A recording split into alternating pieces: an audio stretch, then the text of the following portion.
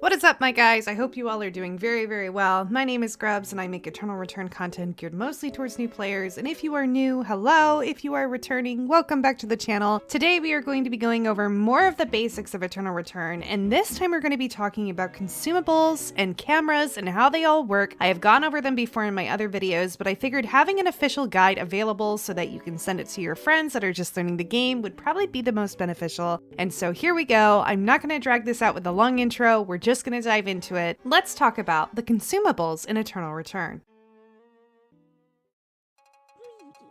So obviously when it comes to consumables in Eternal Return, you think of food. Food is our healing element and our mana regeneration element in Eternal Return. Obviously, I think we're all aware at this point that if you want to regenerate your health and your mana very quickly, you press X and you will sit down and your health and your mana will regenerate very, very quickly. But the truth of the matter is that you're not going to be using that in the middle of combat. The reason why is because when you get hit by somebody, you're in basically a combat state and you have to wait for that to wear off before you can sit down. And trying to wait out that combat state in order for you to sit down and heal is not optimal. So what do we do instead? We make some snacks. There are a few food items that you can make without touching a campfire, but you should really go to a campfire to make the best available food possible. The campfire locations are at stream, forest, alley, beach, warehouse, dock, fire station, cemetery, and school. When you first start the game, if you look at your inventory, you will see that you have bread and you have water. From this initial bread and water, you can make something called bread and tears, which will restore not only your health, but also your mana as well. So if you find yourself as a mana hungry earlier character, you may want to consider making that. But the other thing you can do is if you go to a campfire, you can take your bread and turn it into toast. If you combine toast with a piece of meat, you can then turn it into breakfast sandwiches. Usually most people lean towards making the breakfast sandwiches over the bread and tears just because the health regeneration is better. There are some people that don't make food at all, and they basically will just kill somebody and loot their body afterwards just for the materials to make food. There's also people that just do nothing but hoard meat and make sizzling steak all game, which is literally taking meat to a campfire and cooking it and you get steak. The healing benefits are not as good as some of the other options, but it does work and it is still a viable option. Speaking about different grades of food, there are foods that are clearly better than other ones. For example, while you are crafting, you can run across a purple pizza in boxes. If you take that frozen pizza to a campfire and cook it, you can make Hawaiian pizza. You can also forage for sweet potatoes, which have a higher chance of spawning on a sunny day. And if you cook those, you get the roasted sweet potatoes, and those are also quite excellent. You can also fish for the chance of getting a salmon. And if you cook the salmon, that's also a gold quality food item. So there are options that you can kind of lean towards if you feel like that is something important to you. As somebody that has played a little bit longer, I can say that it doesn't really matter. I mean, obviously, if you can get your hands on them, that's fantastic. But I don't think you should really be spending your time going out of your way to get them unless you are playing a character that can benefit from foraging for these items. And don't worry, I will talk about those types of characters here in a little bit. So then we get to the question of, well, how does food exactly work in this game? Well, you can eat 2 items of food at one time, or 1 food, 1 drink, or 2 drinks. After you consume the item, a 15-second timer will then go off, and during that 15 seconds, you will regain health passively depending on the stats of the food or the beverage that you drank or ate. Now, the key thing to remember is that just because you ate 2 food items does not mean that the regeneration stats will stack.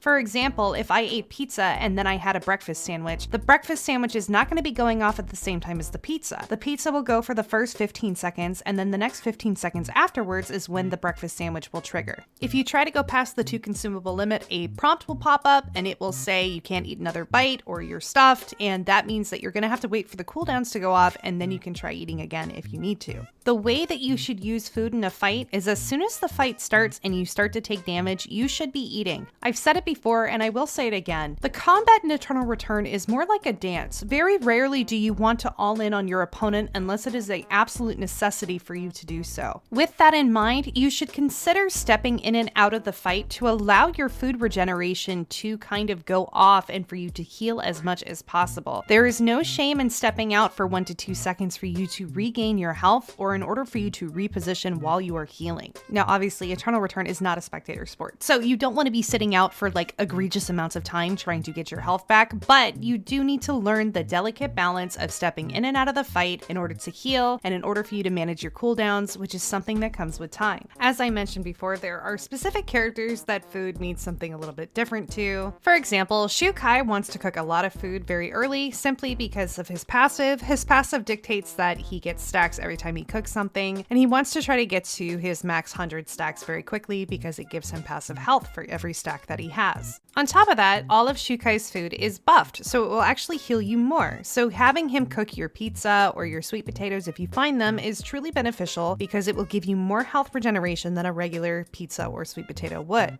I may or may not chase down the fat man in games just so I can get his food. Another character that you should be aware of that has unique food items just to them would be 11. 11 can make something called the number 11 combo. She has to make it by using potatoes, honey, and carbonated water. So if she combines the honey and carbonated water, it makes cola. And if she can cook her potatoes and turn them into french fries, she can then combine the cola and the french fries to make the number 11 combo. The number 11 combo doesn't just have great health regeneration stacks, it also can restore your mana. So this makes it a wonderful food item. It is something that I try to make when I'm on 11, but obviously with how many materials it takes and for you to have to go make the french fries as well, it can be a little labor intensive if you are trying to go fast. It's hard to kind of reason with yourself to step away even if the food is good. There are two other characters that benefit from specific food types. Irem or Irem, depending on how you want to pronounce her name. She actually gets a quicker food buff from eating fish because she is part kitty cat, meow meow meow. And then you have Rozzy, who gets benefits from eating chocolate because it's in her lore that she specifically loves chocolate. So as you can probably guess, food is not super complicated once you kind of understand the basics of how they work, and drinks are even more simple.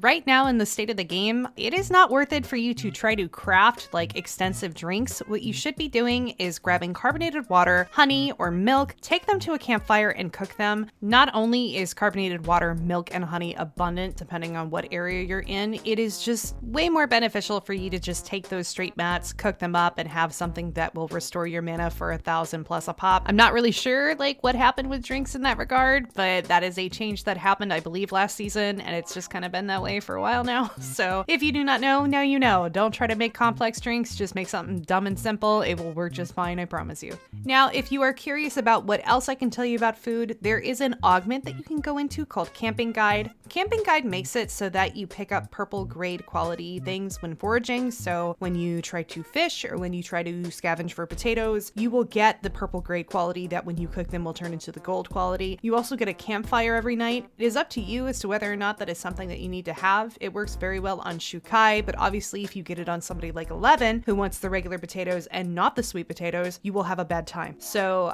be very careful as to what character you put that on and whether or not you want that taking up your inventory space. There's one more consumable that I will go over, and the Wikipedia calls them specials, quote unquote. I'm just going to call them elixirs because that's kind of what I see them as. And basically, if you get extra legendary materials, so like your meteorites, your mithrils, your trees, you can combine them with water and turn them into passive buffs that you can have for the rest of the game from consuming the items. The three that you can craft yourself would be your Zen Vitality, which is made with a tree and water, your Holy Water, which is made with mithril and water, and Tears of Selene, which is made with meteorite and water. They actually just introduced a new passive stat buff in Season 5, and that would be the Combat Epinephrine, which increases your movement speed, and you can purchase that from Lumi at Lumi Shop when you run into him. Obviously, these are all things that are not a necessity, but definitely something nice to have if you can get your hands on extra materials or you purchase the Combat Epinephrine from Lumi. I wouldn't necessarily say that it's groundbreaking or game-changing, but it is nice to have an option to use those materials instead of holding them in your inventory or hiding them in boxes when it comes to the late game.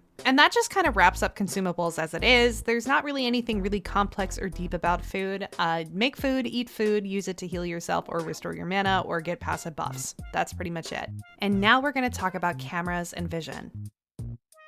Vision is very interesting in Eternal Return because it's not just through words like in League, okay? There is also the fact that you can capture CCTVs that will gain you vision over an area for a certain amount of time. In every zone, there is something called the CCTV terminal that will also indicate whether or not somebody is in command of the zone. If the CCTV cameras are green, then it means that it's your allies. If they are gray, it means that they are neutral. But if they are red, it means that someone is probably watching you and they have vision over that area. In order for you to gain vision vision over the area, you need to go to the CCTV terminals, click on them for a few seconds, and then voila, you will gain control of them. If the cameras are gray or red when you take control of the CCTV cameras, you will then get 5 credits for doing so there's a little bit of a bonus there. And then for 90 seconds, you have control of the cameras until somebody comes and takes it or the timer runs out. You can leave the area and still have vision in the area behind you, so it may be a smart way for you to keep track of areas that you have been in or you think somebody might be moving through. And to be honest, having control of the CCTVs is a great way of maintaining your zone dominance. So CCTVs are very, very important and something that I recommend when you go into a zone, if you can do it, to please be careful, but try to go get those CCTVs. There are 2 locations where you kind of want to be careful when trying to get the CCTVs just because people might be hiding on the other side of them, and that would be over near hotel, school, and hospital, and that's simply because there is a bush or a wall on the other side of the CCTV where people might be hiding and trying to jump you as soon as you try to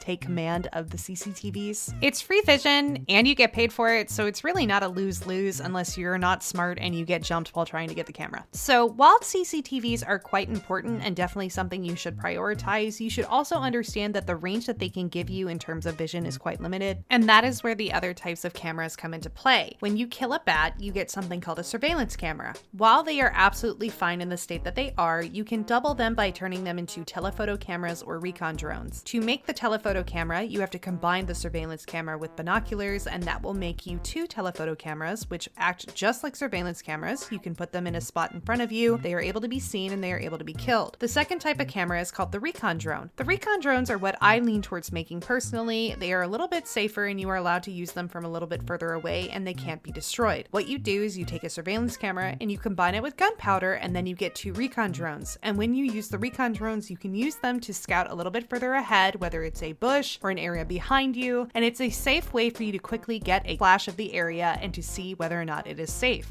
There are a lot of ways to use recon drones effectively.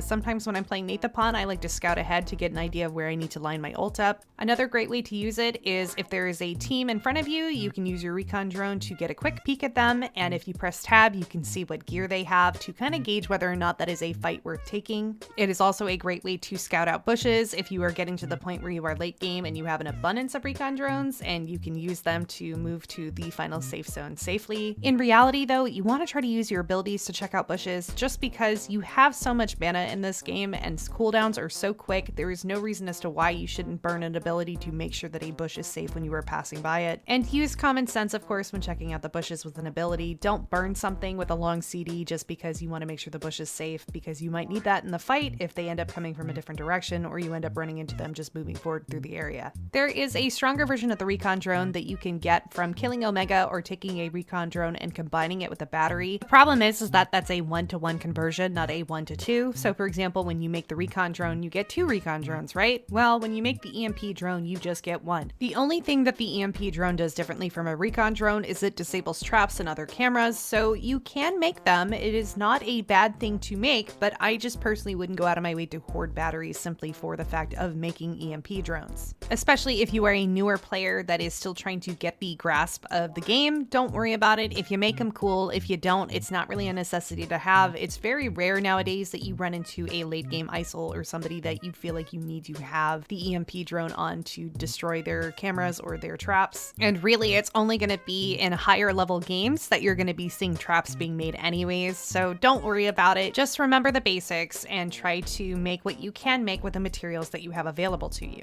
A faster way to build or to find the materials for your cameras if you're trying to make one of the secondary options like your telephoto camera or your recon drone is you can press V and you can pull up the materials there and purchase right from there, just like if it's your guide at the beginning of the game in the top right. It's faster than pressing B and typing things in and then, right clicking and selecting the right item. Like, you don't need to do all that. Just press V and do it that way. It's much, much faster. There is only one other type of camera that we can talk about, and that would be the trail camera, but that is so specific. It is only craftable by 2 characters, and that is Nathan and Martina, because they use the camera weapon. You take a surveillance camera, you combine it with sticks, fix, and you can make an invisible camera that is not normally able to be seen unless you are right up on it. So that is a secondary camera that you can make, but like I said, I don't really know how often that's being made, and to be honest, I don't make trail cameras as Nathapon. I want to make recon drones because I want to see and scout ahead so that I can land a really good ult on people. The last thing worth mentioning when it comes to cameras is if you are somebody that is really new to the game and you are just not picking up cameras very well, it is just one too many things for you to think about, or you're playing a support character and you want to have cameras passively, there is an augment that you can get called Logistics that will give you 2 telephoto cameras every night, similar to how the camping guide will give you a campfire every night. This can keep your cameras up. It only gives you telephoto cameras though, so if you want recon drones, you have to go and craft them or you have to get them off of Omega. And that is it, my guys. That is the basics of cameras and consumables. I hope that that was helpful for you. I hope that you learned something if you are brand new to the game. Like I said, it's not a complicated system once you kind of understand what to look for and how to understand the basic mechanics of it. So hopefully this all cleared that up for you and you are able to feed yourself and provide vision for your team while you are playing on Lumia Island.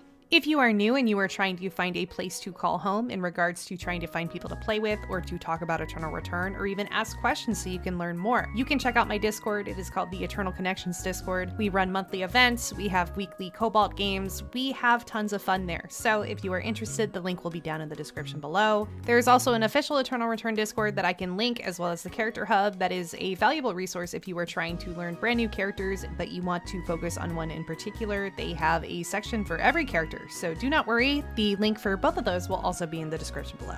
If you found this video helpful or informative, please consider giving it a like or even leaving me a comment if you have questions. Every little bit helps me get my channel out there, and I really just do this so that I can help new players just like you learn how to play the game a little bit better. If you are interested, I make tons of Eternal Return content and I talk about other games as well. If you want to stick around, please consider hitting that subscribe button. There's the bell, of course, that you can click, which will give you a notification every time I post. I do post usually on Saturdays, though sometimes I post in the middle of the week, so look out for that if you are interested in staying along for the ride. Thank you so much for watching, and yeah, that's it. Bye!